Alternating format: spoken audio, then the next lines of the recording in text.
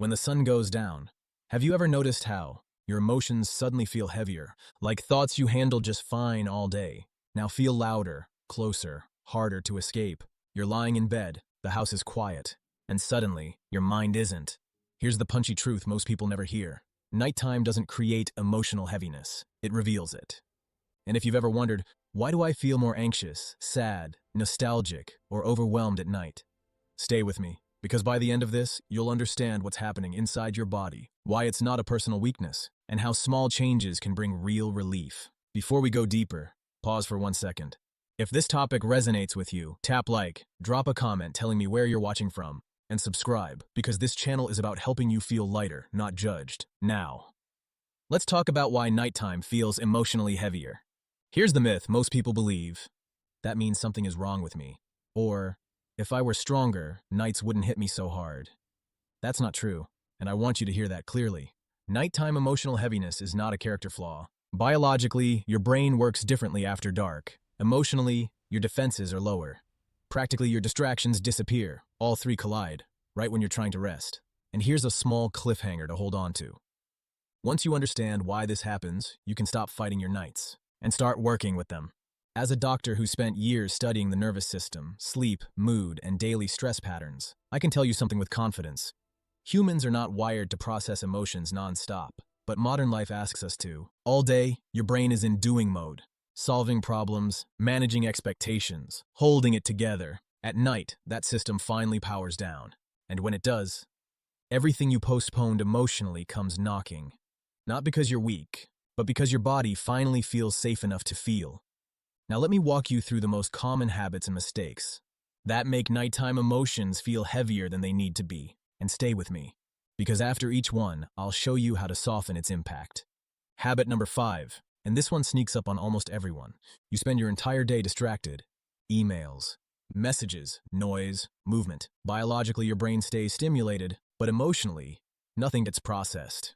So when night comes and the world quiets down, your emotional backlog finally surfaces. You might feel sudden sadness or regret or old memories replaying for no clear reason. Emotionally, this can feel unsettling, like you're losing control. Practically, it means bedtime becomes thinking time instead of rest time. And here's the mini suspense moment. The problem isn't that you think too much at night. It's that you never had space to think during the day. Habit number 4. You ignore your body's stress signals all day long. Tight jaw, shallow breathing, clenched shoulders. Your nervous system stores that tension quietly. By night, cortisol, the stress hormone, starts dropping. That sounds good. But here's the twist. When cortisol drops, emotions rise. Biologically, your body shifts from survival mode to feeling mode. Emotionally, sensations intensify. Practically, worries feel heavier, and calm feels harder to reach. This is why nights can feel emotionally raw. And no, you're not too sensitive. You're finally listening. Habit number 3. And this one surprises people. Poor sleep timing and late night stimulation. Bright screens, late scrolling, heavy mental content. Your brain interprets light and stimulation as stay alert, but your body is begging for rest. That mismatch creates emotional friction. Biologically, your melatonin rises while your mind stays activated. Emotionally, this feels like exhaustion mixed with anxiety. Practically, you lie awake replaying conversations or worrying about tomorrow. Here's the curiosity hook. What if your nighttime emotions aren't the problem, but a signal your brain hasn't been given permission to slow down? Habit number 2. You don't emotionally land your day. Think about it. When do you actually stop and say, this is over, I'm safe, I can rest now? Most people don't, so your mind keeps working. Reviewing, replaying, rehearsing. Biologically, your brain stays in problem-solving mode. Emotionally, this erodes your sense of closure. Practically, it turns bedtime into an emotional courtroom. And here's the mini cliffhanger. One simple nightly ritual can change this completely. Habit number 1, and this is the deepest one. You judge yourself for feeling heavy at night. The moment sadness, loneliness, or fear shows up, you tell yourself you shouldn't feel this way. That internal resistance actually makes the emotion stronger.